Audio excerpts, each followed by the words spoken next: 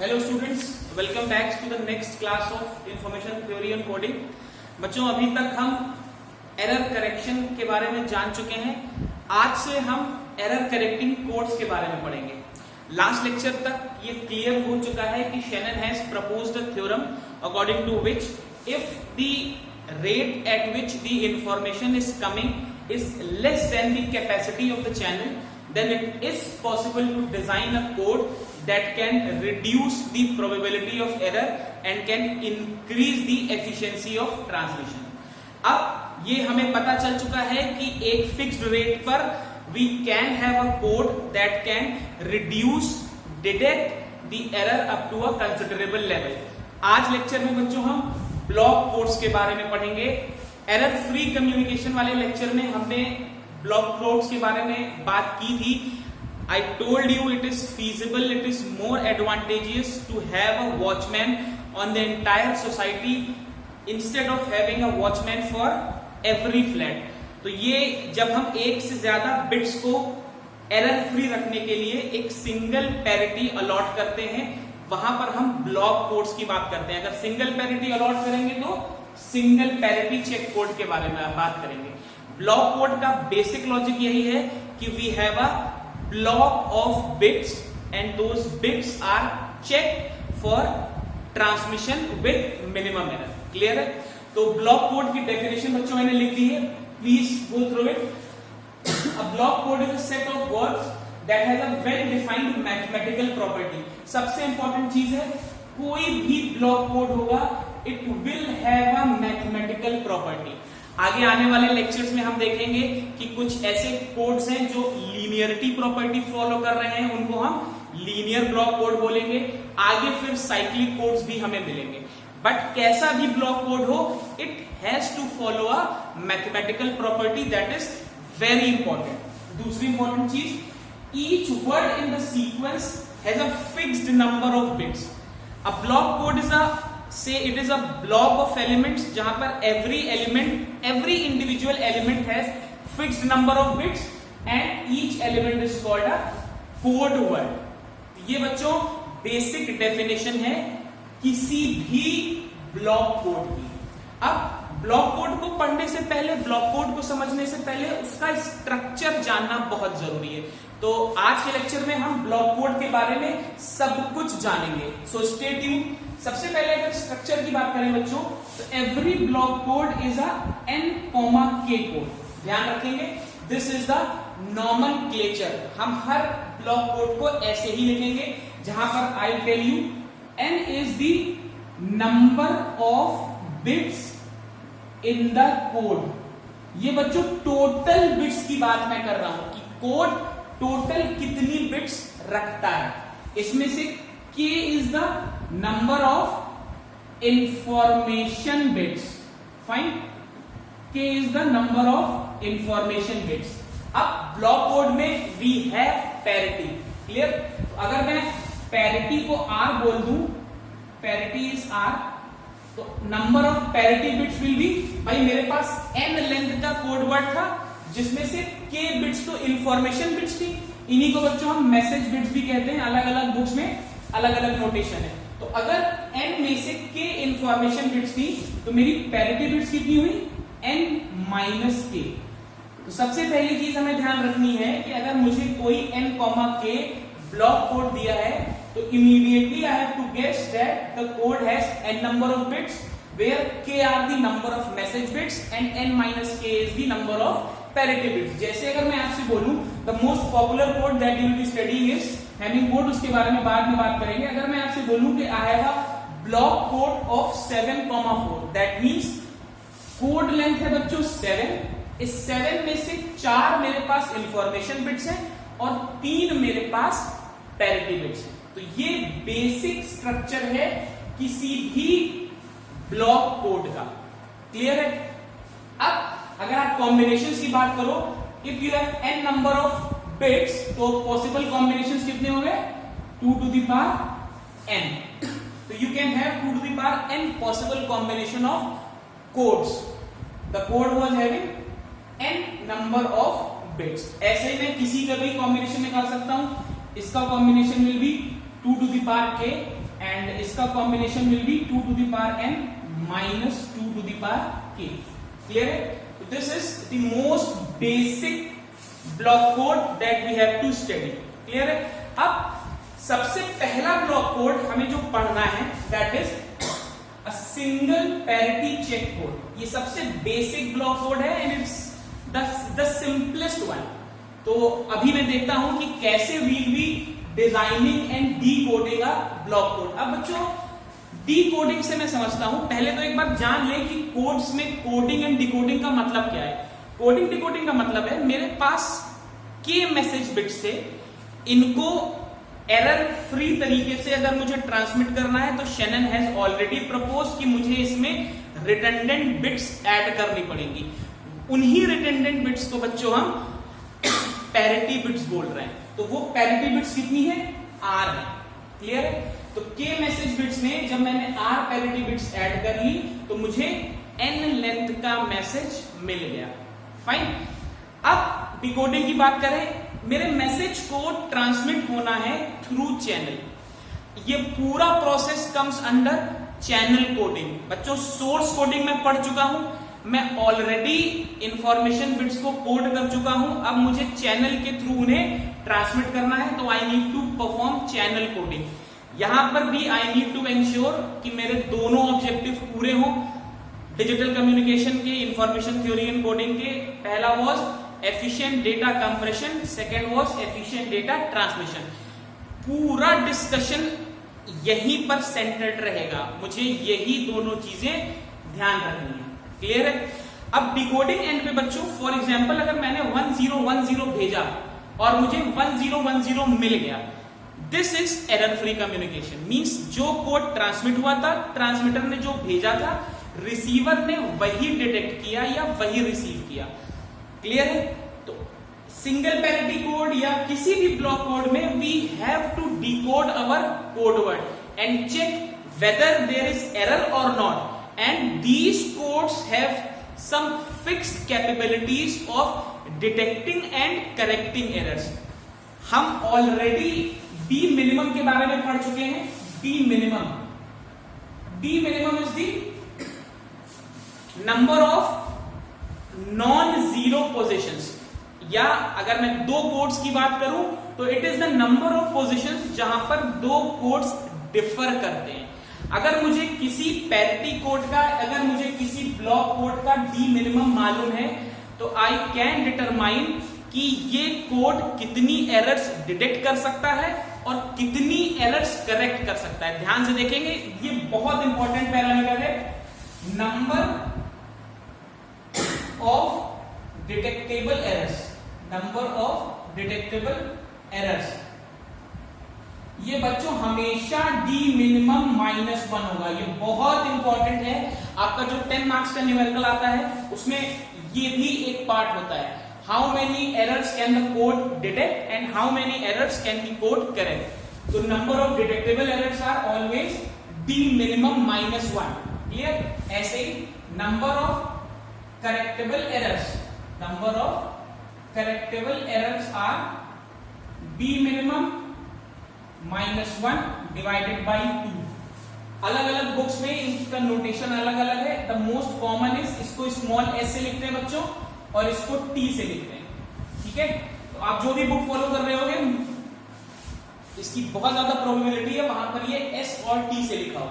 तो number of detectable errors के लिए मुझे मिनिमम डी मिनिमम से 1 माइनस करना है and number of correctable errors के लिए मुझे डी मिनिमम -1 डिवाइडेड बाई 2 करना है. इसके थ्रू मैं कोई भी कोड से ये पता लगा सकता हूं कि वो कितना एरर डिटेक्ट कर सकता है और कितना करेक्ट कर सकता है. जैसे अगर 7,4 कोड के लिए मैं आपसे बोल दूं कि डी मिनिमम इज 3. अगर डी मिनिमम 3 है तो ये ब्लॉक कोड मेरा 2 एरर्स डिटेक्ट कर सकता है, 3 - 1, और 1 एरर करेक्ट कर सकता है. मतलब एक पोजीशन पर अगर एरर है तो मेरे डिकोडर के पास, मेरे सिस्टम के पास ये प्रोविजन है कि वो इस एरर को ठीक कर सकता है. क्लियर है बच्चों? आई होप ये समझ में आ गया होगा. प्लीज इसको नोट कर लीजिए.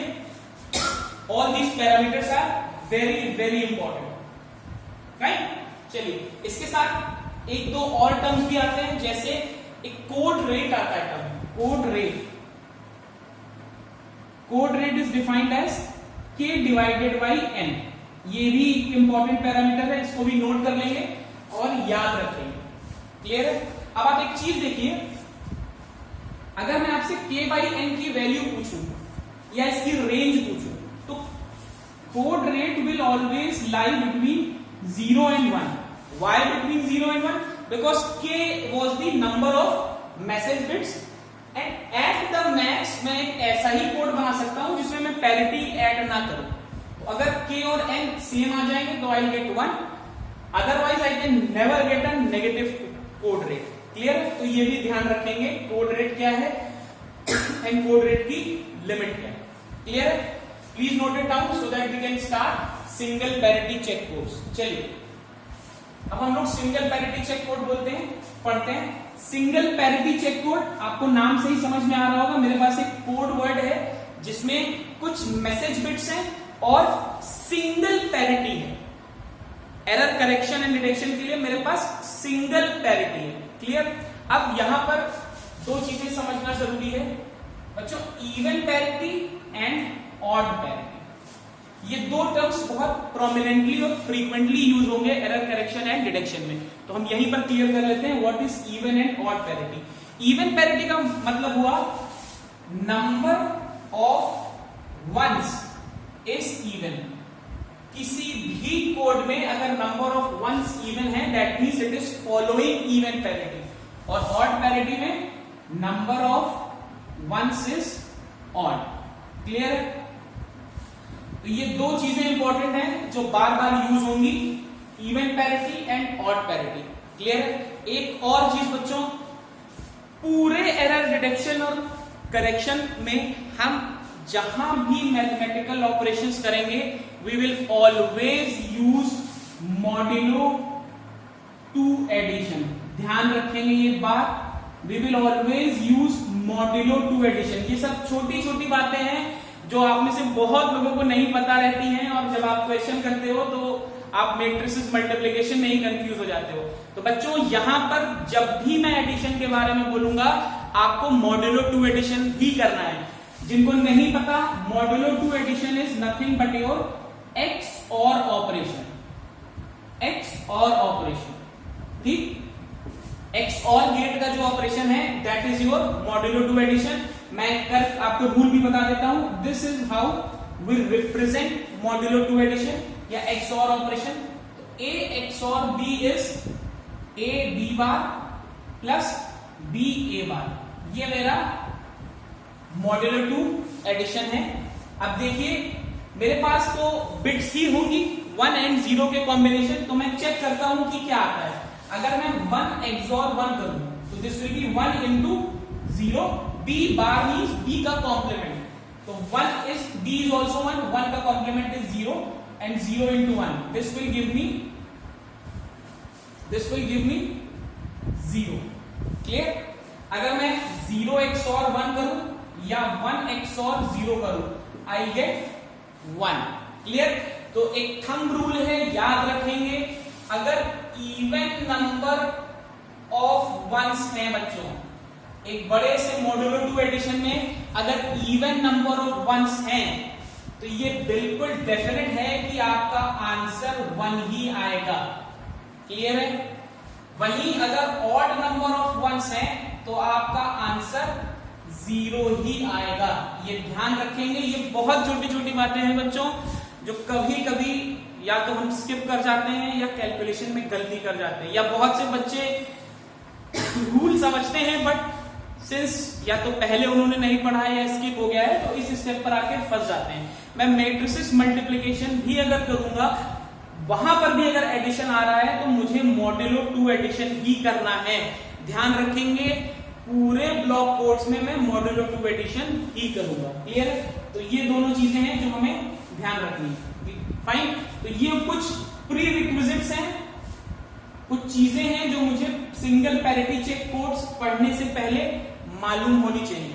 फाइन, अब सिंगल पैरिटी चेक कोड में इवन पैरिटी लेके भी बना सकता हूं और सिंगल पैरिटी चेक कोड में ऑड पैरिटी लेके भी बना सकता हूं।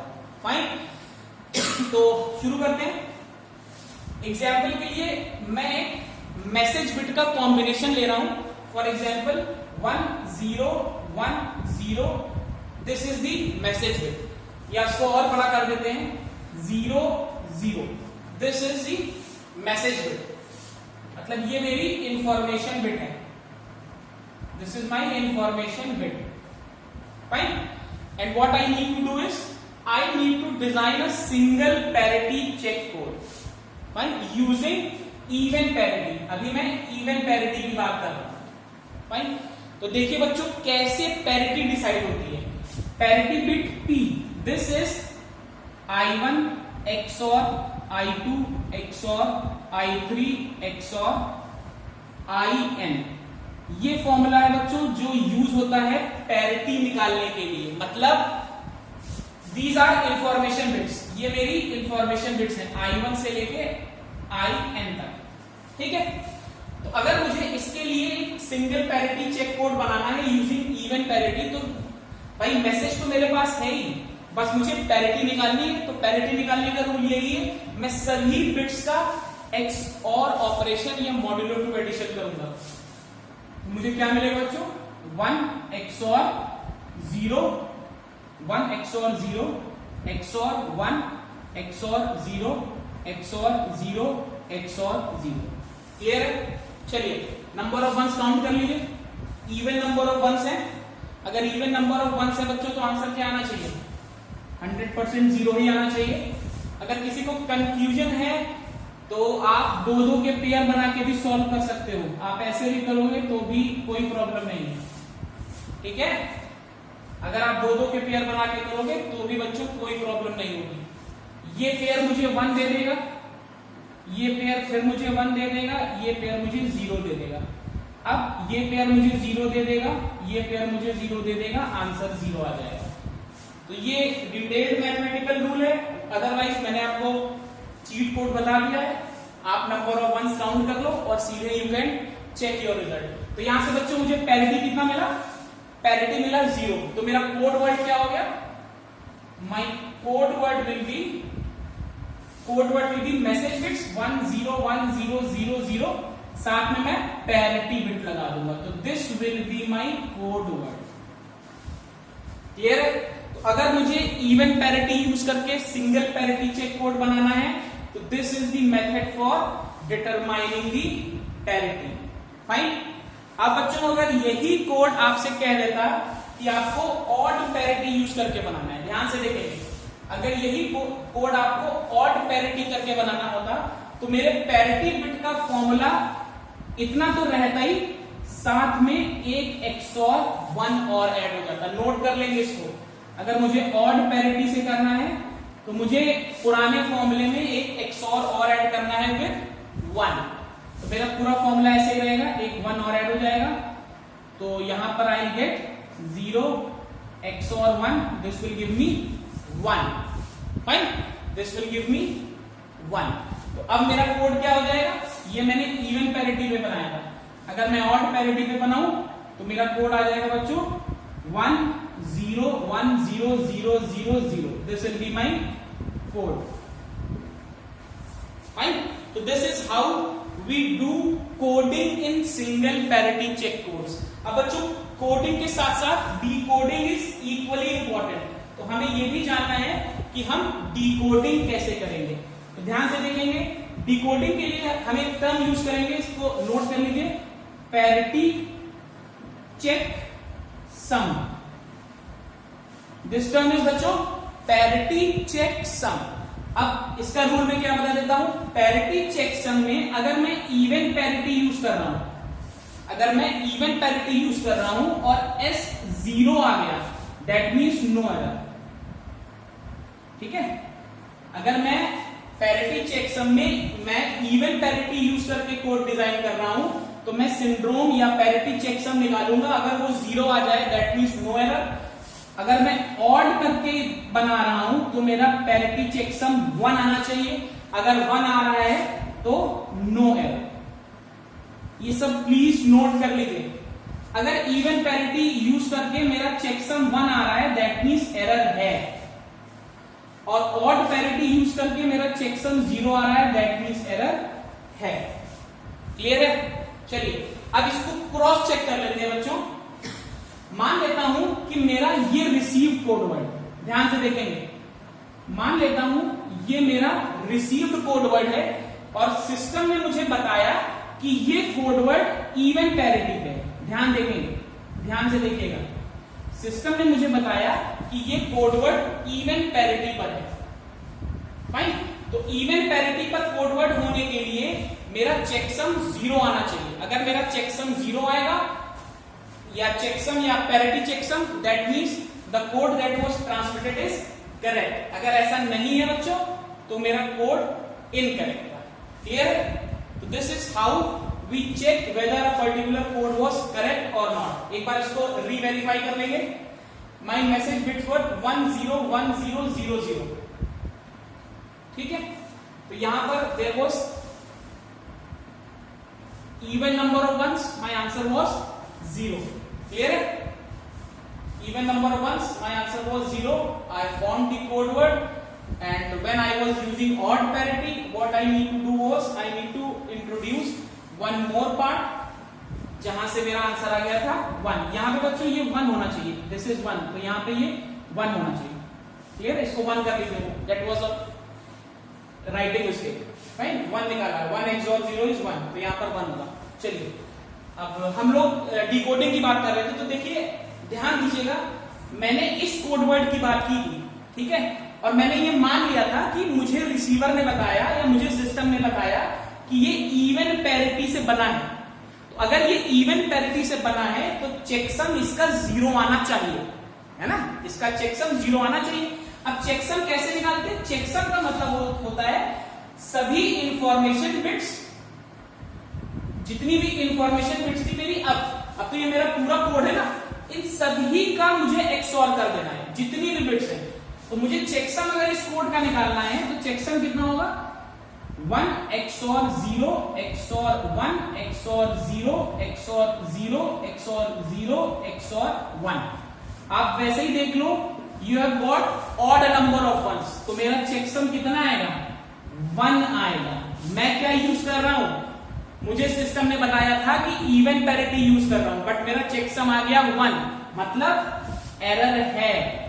और एरर तो है ही, क्योंकि मैंने कोड कौन सा लिया था? मैंने कोड ऑड पैरिटी वाला लिया था और मैं चेक कर रहा था इवन पैरिटी, तो ऑब्वियसली एरर आना ही था। क्लियर है? समझ रहे हो क्या लॉजिक लगाया जा रहा है? Is it okay? अगर इसी कोड वर्ड को मेरा सिस्टम मुझसे कहता कि ये ऑड पैरिटी से भेजा जा रहा है, अगर ये सिस्टम मुझसे कहता कि ये रिसीव्ड कोड वर्ड है और सिस्टम ने इसे ऑड पैरिटी से बनाया है, आप चेक करके बताओ ये सही है कि नहीं, तो मैं क्या करता? इन सभी का एक्सऑर करता, तो मेरा चेकसम कितना आ जाता? 0 आ जाता। बट अगर ऑड पैरिटी से बना था और कोई एरर नहीं थी तो चेकसम तो 1 आना चाहिए था, बट मेरा चेकसम कितना आ रहा है? 0 आ रहा है। दैट मींस इस कोड वर्ड में एरर है। ऑब्वियसली एरर है, क्योंकि मैंने तो ये कोड अभी इवन पैरिटी से बनाया ही है और मैं चेक कैसे कर रहा हूं? ऑड पैरिटी से, तो ऑब्वियसली एरर आएगा ही आएगा। तो आप देख रहे हो, मैंने 2 एग्जांपल्स को क्रॉस लिंक करके आपको दिखा दिया कि कैसे डिकोडिंग करनी है। डिकोडिंग में रिसीव्ड कोड वर्ड के सभी इंफॉर्मेशन बिट्स का मुझे एक्सऑर करना है, मॉड्यूलो 2 एडिशन करना है। अगर इवन पैरिटी से यूज कर रहा हूं तो चेकसम या पैरिटी चेकसम 0 आ रहा है, नो एरर, 1 आ रहा है, एरर है। अगर ऑड पैरिटी से यूज कर रहा हूं, पैरिटी चेकसम 1 आ रहा है, नो एरर, 0 आ रहा है, एरर है। तो आपने देखा कैसे सिंगल पैरिटी चेक कोड मुझे सिंगल बिट की एरर डिटेक्ट करके बता सकता है। क्लियर है? आई होप आपको समझ में आ गया होगा। एक चीज और बच्चों में यहीं पर समझा देता हूं आपको, आपके आने वाले लेक्चर्स में it will be very useful to you. For example, मैं आपको पहले नोटेशंस बता रहा हूं जो हम फॉलो करने वाले हैं। सभी बुक्स ने अलग अलग फॉलो किए, but through out all the lectures of error हम यही नोटेशन फॉलो करेंगे। देखिए, हम कोड वर्ड को सी से ही लिखेंगे, कोड वर्ड को बच्चों हम सी से लिखेंगे, मैसेज बिट्स को हम आई से लिखेंगे। ध्यान रखेंगे बच्चों, मैसेज बिट्स को हम आई से लिखेंगे।